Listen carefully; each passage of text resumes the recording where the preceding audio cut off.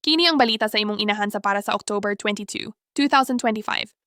Nahaharap ang gobyerno sa 600 bilyon nga pagkalugi sa mga junket cases. Ang ombudsman ug mga mambabatas maoy nagtutok sa mga bag-ong pagsisiyasat.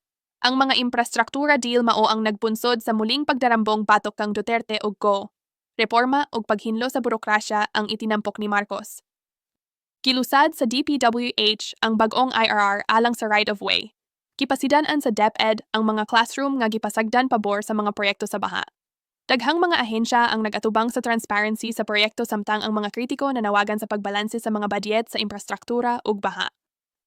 Ang usa ka bag-ong survey sa SWS nagpakita nga mas barato ang presyo sa pagkaon sa panguna nga nasudnong prioridad ug ang pagsusi sa inflation. Nagpadayon ang pagtaas sa presyo sa langis, pagtaas sa gasolina, pagpaubos sa diesel, na epekto sa mga gasto sa konsumidor ug nasudnong sentimento. Ang IMF ug HSBC nagpasidaan nga ang pagtubo mahimong mohinay tungod sa pagkabalda sa panahon. Giawhag sa mga eksperto ang dugang nga mga kasabutan sa pamatigayon aron makunhuran ang mga taripa sa US. Ang kalig-on sa palisiya ug export maoy sentro sa mga tubag sa gobyerno.